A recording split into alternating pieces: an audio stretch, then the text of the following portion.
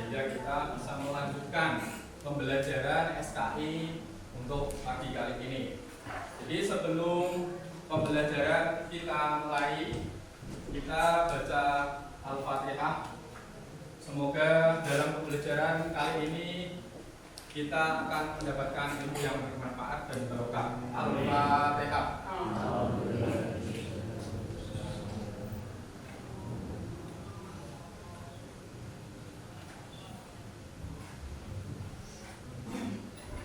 Oke, sebelum melanjutkan, saya mau mengabsen satu-satu ya. Barangkali ada yang tidak hadir, sakit atau izin tugas, maka dari itu mohon diperhatikan. Abdullah Sadar, Aziz Rafiq, Husain Muzaki, Gatan Abizar, Amirul, Arya Dikla Raja, Asa Taftazani, Dimas Adnan Multazam, Fahmi Salim Muhammad Ali, Marwah Syauti, Gazi Mahbubah Rizwan, Mahmud Hasyami, Aldi Abdillah, Muhammadillah Ibnu Fatullah. Ulang ya. Muhammad Ajab Ihsan Al-Masani, Muhammad Andi Abdurrahman, Muhammad Basam Azizi,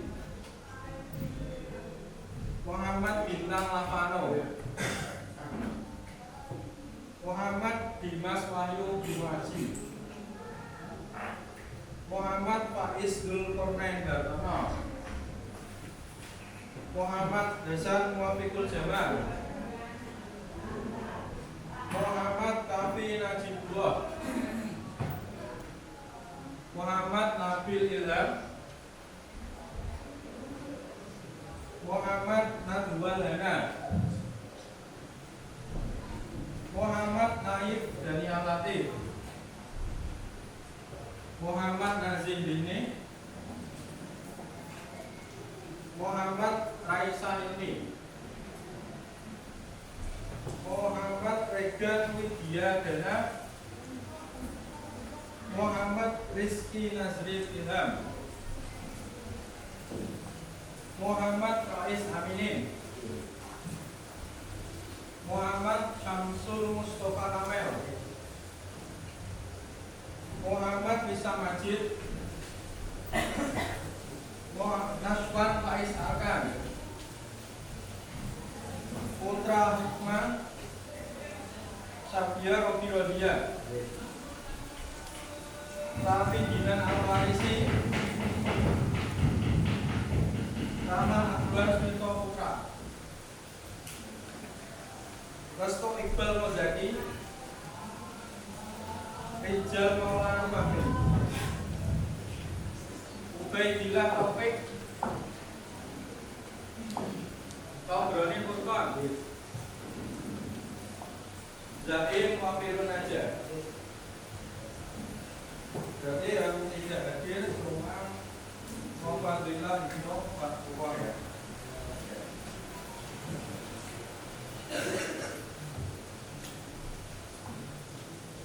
Sebelum membahas materi yang akan saya sampaikan dari ini, yaitu peran Wali Songo dalam dakwah Islam di Indonesia. Kemarin kita bahas tentang materi tokoh pendakwah Islam yang berada di Sumatera dan Kalimantan. Yang dari Sumatera siapa namanya? Syekh Abdul Rauf As-Singkili atau Siker. Yang dari Kalimantan Martapura yaitu Syekh Muhammad Arsyad Al-Banjari.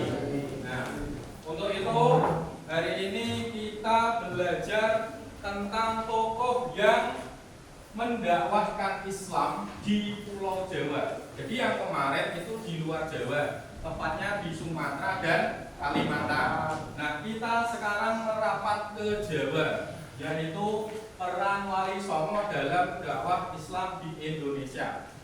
Untuk itu, dalam sesi ini saya kasih waktu 10 menit untuk membaca materi apapun di buku apapun yang ada kaitannya dengan Wali Songo, ya. Nanti saya akan memilih 1 atau 2 orang untuk maju menyimpulkan hasil bacaannya masing-masing. Bisa dimulai? Oke, silakan dibaca bacaan yang ada kaitannya dengan Wali Songo.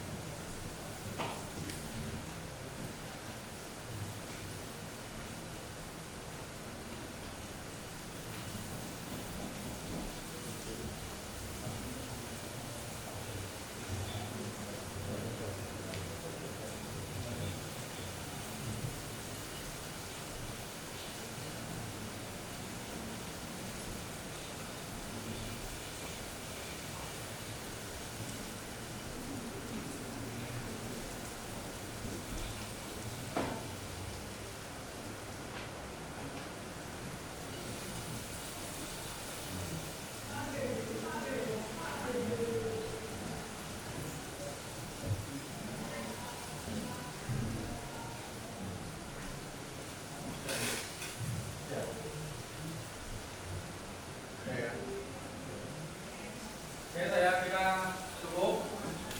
Saya akan menunjuk teman kalian untuk maju menyimpulkan apa yang sudah dibaca. Kalau 10 menit itu terlalu lama ya, nanti materinya nggak disampaikan hari ini. Saya tunjuk Hafiz Aminin untuk menyimpulkan materi yang sudah dibaca hari ini.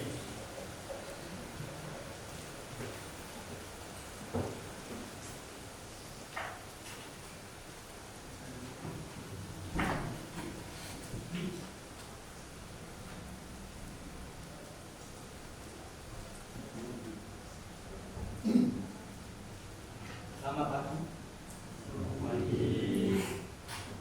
Oke. Di sini saya akan menyampaikan kesimpulannya dari apa yang saya baca tentang Wali Songo, yang salah satunya adalah beliau yang paling sepuh, Sunan Gresik, yang biasa disebut Syekh Maulana Malik Ibrahim atau Abdul Nabi. Dikatakan beliau berasal dari Afrika karena sering disebut sebagai Raden Maghribi.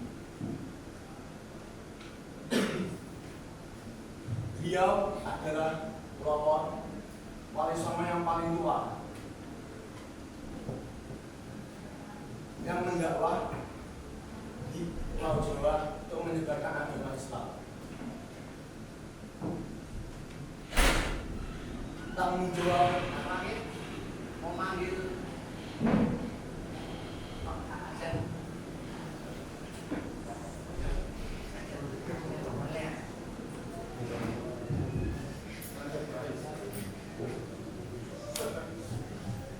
tanggung jawabnya beliau sangat besar terhadap penyebaran agama Islam sebagai rahmatan lil alamin.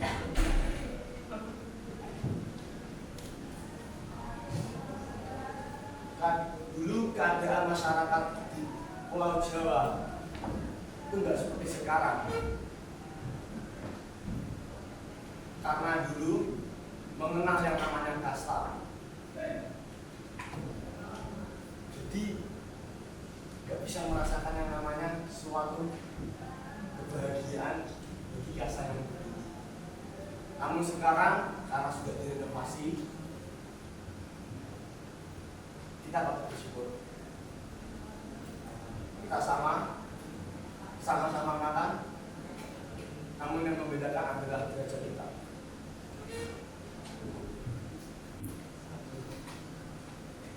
Sunan Gresik mendapatkan pendidikan berawal dari ayahnya. Kemudian pada abad ke-13 beliau ditugaskan dakwah ke Asia Tenggara oleh ayahnya dan melewati rintangan yang ada. Sunan Gresik lebih memilih berdakwah di daerah Gresik atau di Desa Lereng pada 1392 801 Hijriah. Selain berdakwah, beliau juga berdagang dengan membuka tower di desa Romo. Beliau disegani karena sering dijadikan penengah untuk menyelesaikan suatu konflik. Dengan itu, masyarakat pun memeluk agama Islam dengan sukarela, bukan dengan cara terpaksa. Sebelum ke tanah Jawa, Sunan Gresik lebih dahulu tinggal di Campa selama 13 tahun. Kemudian beliau menikahi putri raja yang bernama Dewi Candrawulan dan dikaruniai dua putra, yaitu Raden Rahmat yang menjadi penerus beliau dari Sunan Ampel dan Said Ali Mulkadur, bisa disebut Raden Syahrir. Sunan Gresik wafat pada tanggal 12 Rabiul Awal tahun 822 Hijriah atau 8 April 1419 dan dimakamkan di pekuburan Gapura Wetan, Gresik. Cita-citanya untuk menyebarkan Islam di Pulau Jawa diteruskan oleh putranya.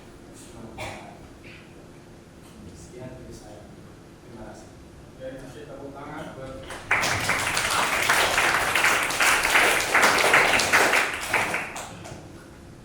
saya mau melanjutkan apa yang dibaca Om tadi, meskipun belum buka, tapi saya cukup mengapresiasi meskipun hanya satu sunan yang dibahas ya. Oke, kita masuk ke peran Wali Songo dalam dakwah Islam di Indonesia. Yang pertama, peta Wali Songo. Jadi Wali Songo ini merupakan tokoh penyebar agama Islam yang memang ditugaskan untuk menyebarkan di bagian Jawa, ya, di bagian Jawa. Semua berada di bagian utara Jawa. Ini dari Sunan Gunung Jati lurus ke sini sampai Jawa Timur, ini di bagian Jawa, ya, bagian utara Jawa. Nah, ini juga salah satu istilahnya wasiat dari Syekh Maulana Muhammad Al-Baqiri ketika beliau melakukan perjanjian dengan Semar atau Sagong Alon, ya. Salah satunya menyeimbangkan Pulau Jawa yang miring ke selatan dengan menempatkan para ahli warisnya, para santrinya ini di bagian utara. Lanjut. Wali Songo yang pertama yaitu Sunan Gresik. Beliau ini sunan yang paling sepuh di antara sunan-sunan. Jadi beliau ini merupakan santrinya atau muridnya Syekh Jumadil Kubro. Beliau dikenal dengan Maulana Malik Ibrahim, ini paling senior. Meninggalnya itu tahun 1419 di Gapura Wetan Gresik. Wali Songo yang kedua yaitu Sunan Ampel. Sunan Ampel mempunyai nama asli Raden Rahmat. Beliau keturunan kedua-dua dari Nabi Muhammad. Jadi beliau ini termasuk habaib, ya. Yang ketiga Sunan Bonang. Sunan Bonang ini putranya Sunan Ampel. Jadi satu keluarga itu mayoritas menjadi sunan karena kealiman, kesolehan dari atas-atasnya, kakek moyang dan nenek moyangnya, sehingga apa? Tirakatnya orang tuanya dulu itu memberikan asar atau buah keberhasilan sehingga anak cucunya menjadi orang alim, orang soleh, para aulia Allah. Wali Songo yang keempat yaitu Sunan Giri. Sunan Giri mempunyai nama asli yaitu Raden Paku atau biasa disebut Raden Ainul Yakin, ya. Sunan Giri. Beliau merupakan putra dari Maulana Ishaq. Dakwah beliau itu di sekitar daerah Giri dan sekitarnya. Beliau juga sering berpindah-pindah dakwah, tidak hanya di Pulau Jawa, tapi di luar Jawa juga beliau lakukan. Dengan cara beliau datang ke luar Pulau Jawa beserta santri-santrinya. Wali Songo yang kelima yaitu Sunan Derajat. Sunan Derajat itu lahir di Ampel, Surabaya, yang mempunyai nama asli Raden Qasim. Raden Qasim. Ya, ini masih di daerah Gresik. Jadi di Jawa Timur itu pusatnya para wali Songo. Lebih dari 2. Kalau di Kudus itu berapa? 2, ya. Kalau di Jawa Timur itu banyak. Sunan Wali Songo yang ke-6 yaitu Sunan Kalijaga. Nah, ini yang dekat. Mempunyai nama asli Raden Mas Syahid atau Raden Mas Said, bisa. Raden Mas Syahid, bisa. Beliau punya julukan banyak. Nih, Syekh Malaya, Raden Abdurrahman, Raden Syahid, Pangeran Tuban, Raden Lokajaya. Jadi Lokajaya ini sangat terkenal melekat dalam diri beliau karena beliau dulu memang terkenal mempunyai latar belakang yang kurang bagus, katakanlah secara kasarnya gitu. Tapi itu bukan merupakan aib, karena kalau tidak ada Sunan Kalijogo yang namanya orang-orang dari Lembah Hitam itu sulit masuk Islamnya. Makanya yang namanya Braga Lokajaya ini sangat terkenal pada masa itu. Beliau dulunya sebelum ketemu Sunan Bonang, beliau ceritanya itu suka merampok, membegal. Tapi hasil begalnya itu diberikan kepada fakir miskin, anak yatim, dan orang-orang yang kurang mampu. Kalau superhero-nya kalian itu mungkin seperti siapa? Robin Hood, ya kan? Kalau orang non Muslim itu Robin Hood.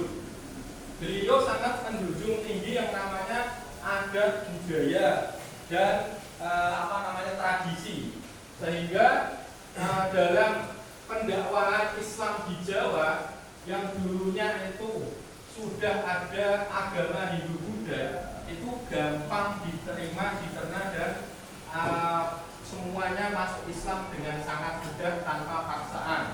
Ini Sunan Kalijaga. Wali Songo yang selanjutnya yaitu Sunan Kudus. Sunan Kudus itu mempunyai nama asli Sayyid Ja'far Shadiq. Jadi beliau termasuk habaib juga. Beliau berdakwah di daerah Kudus dan sangat alim. Terkenal di kalangan Wali Songo. Beliau sangat cinta dengan ilmu sehingga ketika menjabat sebagai pimpinan di Kudus, beliau mau ditawari oleh kerajaan Demak untuk mendirikan negara sendiri. Beliau itu tidak mau, memilih bersatu dengan Kesultanan Demak. Itu tujuannya apa? Agar umat Muslim pada saat itu tidak ada terjadi perpecahan. Satu komando yaitu Raden Fatah di situ ya. Nih. Jadi beliau juga terkenal dengan waliul ilmi, sangat alim. Jadi beliau menguasai fikih, usul fikih, tauhid, hadis, tafsir, dan logika. Dan sampai sekarang konon mitosnya, ketika ada orang Kudus daerah Menara yang sangat alim, kok domisilinya masih berada di lingkungan Kauman Menara, dia itu tidak akan terkenal. Sealim apapun, sehebat apapun, ketika orang tersebut masih berdomisili di area Kauman Menara, maka orang itu tidak terkenal. Makanya banyak kiai-kiai Kudus yang terkenal itu dulunya dari Menara, tidak terkenal, terus pindah ke desa sebelah, akhirnya terkenal. Ada mitos lagi, tidak ditemukan atau warga Kauman tepatnya itu tidak ada yang berani tidur di atas dipan. Tahu dipan? Nah, semuanya itu lesehan. Jadi coba kalian pas ziarah atau punya saudara di situ, tanyakan. Hampir saya tanyakan pada sekitar, itu memang tidak ada yang memakai dipan. Jadi daerah situ langsung tidak ada yang mempunyai rumah tingkat, lantai 2 itu tidak ada. Itu bentuk penghormatan bahwa Mbah Sunan Kudus itu dimakamkan di bawah. Tidak ada warga yang istilahnya sukun adab, akhlaknya tetap dijaga meskipun beliau sudah meninggal. Nah, ini Sunan Kudus. Selanjutnya Sunan Muria. Sunan Muria ini merupakan putranya Sunan Kalijaga, Raden Umar Said. Ya. Nah, awal mula adanya pelopor BLK yang ada di Indonesia ini, ya, beliau Raden Umar Said. Karena metode dakwahnya itu mendatangi kampung-kampung dan mengadakan kursus bertani seperti apa, kursus beternak itu seperti apa, itu diajari beliau turun langsung. Jadi tidak datang, santrinya tidak datang ke rumah kiainya, tidak datang ke rumahnya Raden Umar Said atau Sunan Muria, tapi Sunan Muria datang ke rumah-rumah, door to door. Nah, ini pelopor BLK ya. Wali Songo yang selanjutnya yaitu Sunan Gunung Jati. Terakhir, Sunan Gunung Jati mempunyai nama Raden Syarif Hidayatullah. Beliau lahir di Mekah ini, jadi masih silsilahnya nyambung ke Prabu Siliwangi. Jadi beliau ini masih saudaranya Raden Kian Santang. Nah, ini di film-film kalian pernah lihat, ini ada kaitannya Pangeran Cakabwana, Raden Kian Santang dan lain-lain ini ya. Terus saya lanjutkan.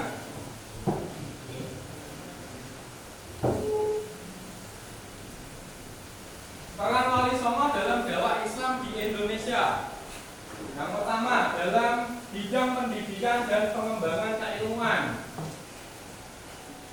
Syekh Maulana Malik Ibrahim atau Sunan Gresik mendirikan pesantren di desa Gapura. Tapi pesantrennya ini tidak begitu terkenal termasyhur seperti pesantrennya siapa?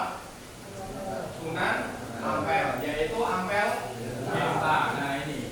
Jadi meskipun beliau pelopor sebagai orang yang mendirikan pesantren, tapi identitas pesantren di seluruh Indonesia hampir semua itu dari sosoknya Sunan Ampel. Beliaulah yang menjadi pelopor pendiri pesantren di Indonesia. Yang selanjutnya dakwah asal Sunan Bonang dilakukan di Kediri, menjadi pusat ajaran yang dulunya itu memang banyak non muslim di situ, banyakkan Hindu Buddha. Makanya di daerah Jawa Timuran, Banyuwangi sampai terus nanti ke Bali itu memang jadi sasarannya para Wali Songo. Yang selanjutnya yaitu dalam bidang seni budaya. Ini banyak sekali. Jadi para Wali Songo itu memang tidak menghilangkan tradisi atau budaya yang sudah ada pada masa itu sebelum datangnya Wali Songo, tapi memodifikasinya menjadi lebih Islami atau memasukkan unsur Islami di dalamnya. Yang dulu seni budaya adat istiadat diciptakan oleh orang-orang Hindu Buddha, adatnya masih, tapi ritualnya itu sudah dimodifikasi, tidak dihilangkan. Makanya banyak orang-orang yang akhir-akhir ini itu menganggap bahwa itu bukan ajaran Nabi, itu sangat keliru, ya. Karena Rasulullah itu sangat menghargai seni budaya. Cuma orang-orang itu mungkin ngajinya tidak sampai pol, sehingga terpotong ngajinya dan menganggap orang yang melestarikan itu sebagai orang yang syirik atau musyrik dan lain-lain. Nah, dalam seni budaya, hampir semua Wali Songo itu mempunyai karya seni budaya dan melestarikannya, termasuk Sunan Derajat, Sunan Kudus, Sunan Kalijogo, Sunan Bonang dan lain-lain. Nah ini ya, termasuk penciptaan pengembangan seni wayang yang dulunya itu hanya sebatas benda yang tidak mempunyai filosofi apa-apa, tapi di tangan para Wali Songo itu semuanya itu lebih bermakna ke tauhid atau ketuhanan. Selanjutnya dalam bidang sosial kemasyarakatan ini, jadi beliau para Wali Songo juga melakukan istilahnya apa? Sosial, interaksi sosial kepada masyarakat yang ada di sekitarnya dalam berdakwah. Jadi tidak menutup kemungkinan orang-orang seperti Wali Songo memakai jubah, memakai gamis dan lain-lain, terus tidak mau berinteraksi sosial dengan masyarakat, itu tidak, itu salah. Jadi para Wali Songo justru lebih dekat dengan masyarakat ketimbang dengan para penguasa yang ada pada saat itu. Peran Wali Songo dalam berbangsa dan bernegara. Sunan Ampel termasuk perancang kerajaan Islam Demak Bintoro. Nah, ini juga termasuk pencetus dan pembaiat Sultan atau Raden Patah menjadi Raja Demak pertama kali. Itu hasil rekomendasi dari Sunan Ampel. Sehingga Sunan Ampel itu para wali-wali Songo itu menyetujuinya sebagai pemimpin kerajaan Islam pertama di Jawa. Ya. Nah, kali juga ini tentang budaya dan lain-lain ya. Peninggalan para wali Songo. Yang pertama peninggalannya siapa ini? Siapa? Sunan Kudus. Nah, kenapa Masjid Menara itu dinamakan Masjid Al-Aqsa? Karena Mbah Sunan Kudus itu pernah ke Palestina dan pulangnya membawa oleh-oleh batu ini. Jadi ini batu asli dari Palestina. Ini tempat pengimaman, di atasnya ini ada batu yang tertanam di situ. Kalau kalian nggak percaya, bisa dibuktikan nanti. Datang ke menara, amati di situ. Itu lafalnya itu kalau nggak salah ayat kursi. Ya.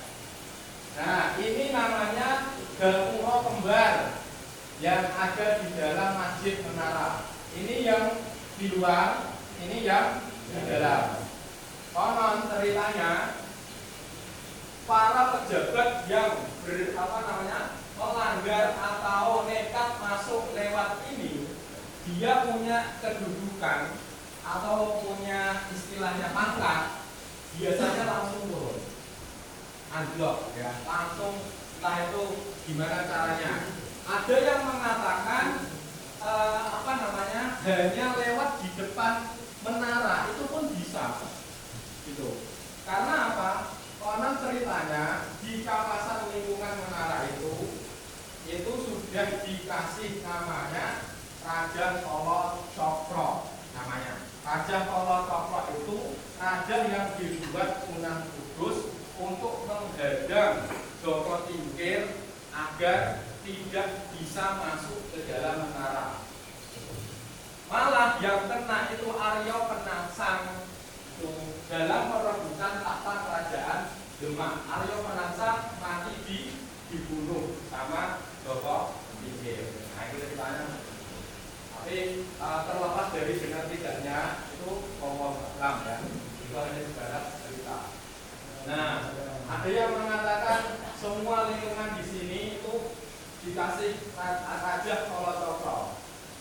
Kalau yang ini namanya peninggalannya Sunan Kudus namanya Kiai Cintoko. Nih, Kiai Cintoko dan Trisula. Di setiap bulan Muharram ini dikeluarkan dan dijamas oleh orang-orang yang memang ditunjuk oleh pengurus Yayasan Menara. Nah, kalau ini peninggalannya siapa? Peninggalannya Sunan Kalijogo. Peninggalannya Sunan Kalijogo ini namanya keris Kiai Carubuk. Kiai Carubuk ini digunakan Sunan Kalijogo berperang melawan Arya Penangsang ya, yang menggunakan keris Kiai Setan Kober. Nah ini buatannya temannya Sunan Kalijogo namanya Empu Supa. Digunakan dengan biji besi, inti besi yang kecilnya segini, kira-kira kecil sekali. Tapi karena kelinyiran beliau itu bisa seperti ini, sangat bagus. Itu dari batu meteor. Kalau ini api Merapen masih ada sampai sekarang di daerah Desa Manggarmas, Kecamatan Godong, Kabupaten Purwodadi. Saya pernah di sini. Nah, ini. Jadi keling ini ada apinya. Kalau kepengen tahu ini apinya, kertas batunya ini dikasih kertas. Nanti nyala. Dulunya Sunan Kalijogo itu ingin mencari sumber mata air, terus menancapkan tongkatnya, yang keluar justru api, bukan air. Karena pada saat itu memang peperangan membutuhkan air pasukannya. Kalau ini batu bobot, batu yang dikasihkan Sunan Kalijaga kepada Empu Supa untuk membuat keris tadi Kiai Carubuk Desa Manggarmas, satu lokasi dengan api Merapen tadi.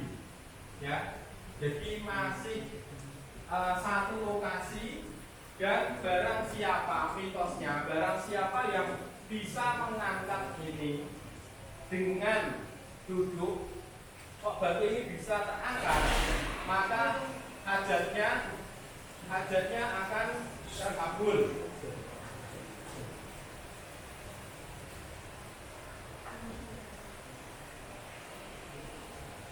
Jadi peninggalannya,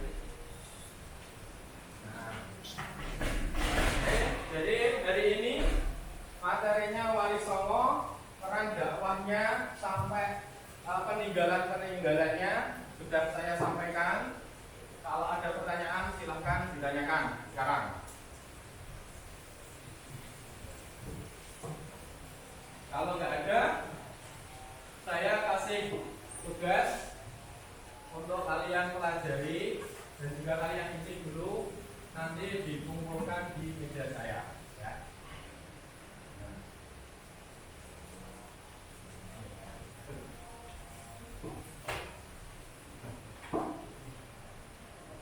Dikasih satu-satu, nanti dikasih nama, kelas dan nomor absen. Ini jawabannya saja.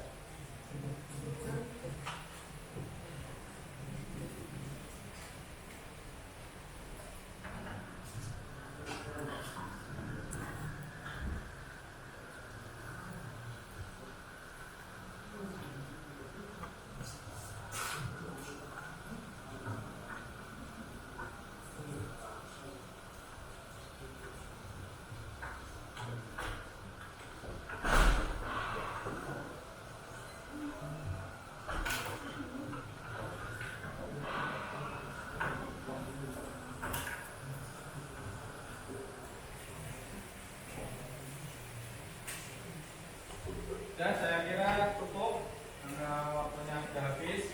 Mari kita tutup pembelajaran pagi ini dengan bacaan hamdalah bersama-sama. Alhamdulillahirabbil alamin. Assalamualaikum warahmatullahi wabarakatuh. Waalaikumsalam warahmatullahi wabarakatuh.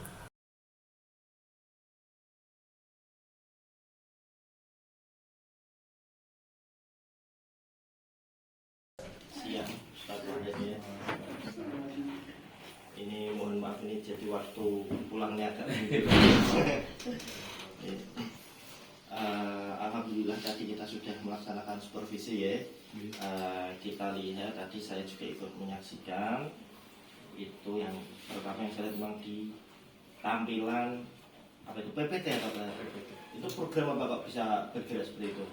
PPT biasa atau ada? Biasa.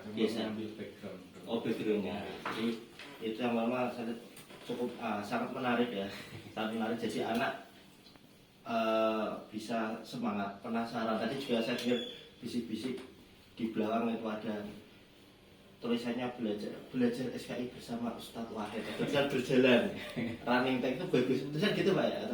Atau dalam bahasa Inggris atau bahasa Inggris gitu.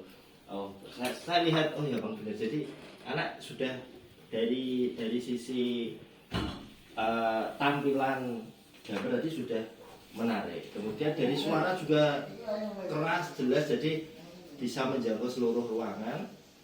Dan tadi metodenya juga bagus. Jadi ada literasi 10 menit, setelah itu maju ke depan. Nah, mungkin memang hanya saja karena tadi mungkin cakupannya luas, anak fokusnya mungkin hanya di satu pokok bahasa tadi, hanya misalkan Sunan Gresik. Cuma secara umum sudah sangat baik. Tapi tentunya mungkin nanti juga ada Ustaz Nur Hadi yang tadi melihat jika ada hal yang mungkin yang mau perlu disampaikan. Bagus sih menurut saya, sudah sesuai langkah-langkahnya sudah sesuai semuanya. Terus mengaitkan dengan materi sebelumnya juga sudah tadi saya lihat hanya di awal saja karena tadi mengajar di kelas yang lain. Saya kira untuk Ustadz Wakil bisa memberi apa ya istilahnya contoh untuk ustadz-ustadz yang lain, mungkin nanti juga transfer ilmu, membuat PPT yang menarik itu workshop bersama teman. Nah, nanti bisa ditularkan. Saya kira nggak ada catatan yang apa namanya untuk perbaikan, saya kira sudah cukup tadi untuk praktek. Ini dari Ustadz Esat ada tambahan? Tidak ada ya. Ini dari Ustadz Esat ada yang mau disampaikan tadi dalam pembelajaran, ada yang kurang atau apa? Kalau untuk saya pribadi, aslinya tadi belum maksimal dikarenakan yang semula jadwalnya Selasa 2 jam, terus 1 jam. 1 jam, Nah, itu ada beberapa materi memang belum tersampaikan di situ. Nah, untuk PPT itu memang saya nyarinya yang sesuai pangsa pasar. Nah, kan anak-anak itu sukanya game online dan lain-lain. Padahal saya enggak suka, bukan gamer saya. Cuman saya cari ini untuk apa namanya agar konsumen itu menarik, itu kemasannya dulu ya. Saya kira enak jadi anak-anak gimana? Jadi anak juga tertarik dulu tadi ada tampilannya bisa. Cuma nambahin Pak, cuma SKI itu kan apa namanya sejarah ya. Jadi sejarah itu kan mestinya kita itu terbatasnya memang di sumber. Jadi apa namanya kalau memungkinkan itu PPT yang kita buat itu mungkin yang isinya itu agak yang ada perbedaan dengan yang di buku atau tambahan atau apa gitu untuk tambahan anak sih. Jadi kalau saya buat PPT itu yang tidak dari sumber buku yang dipegang oleh anak. Karena sejarah itu kan memang ini sumbernya luas tentunya. Terus kalau anak literasinya itu kan paling duitnya satu buku tok. Literasi anak itu kan memang kurang. Satu buku paket buku tok tidak bisa mengakses yang lain. Mungkin kalau nanti materi PPT-nya bisa ditambahi materi dari sumber yang lain untuk tambahan informasi yang lebih bagus. Sejarah itu sebenarnya memang pelajaran yang menarik menurut saya. Saya dulu juga sekolah juga senang sejarah. Saya mau bikin penasaran. Tapi kalau penyampaiannya tidak menarik juga tidak antusias. Tadi cukup menarik juga, dan kemarin juga memang dari respon anak-anak memang Ustadz Wahid ini yang nomor 1 ya. Sehingga dan memang ternyata saya lihat juga memang sesuai. Jadi anak ini menilai memang sesuai. Jadi memang dari suaranya, dari tampilannya cukup bagus. Jadi ini juga mohon izin nanti mungkin dari video mengajarnya akan kita tampilkan ke teman-teman yang lain biar menjadi inspirasi. Ya, bisa membuat. Menggeser nomor 1. Masih nomor 1. Mungkin itu Ustadz Wahid, terima kasih sudah meluangkan waktunya. Cukup dari saya. Assalamualaikum warahmatullahi wabarakatuh. Waalaikumsalam warahmatullahi wabarakatuh.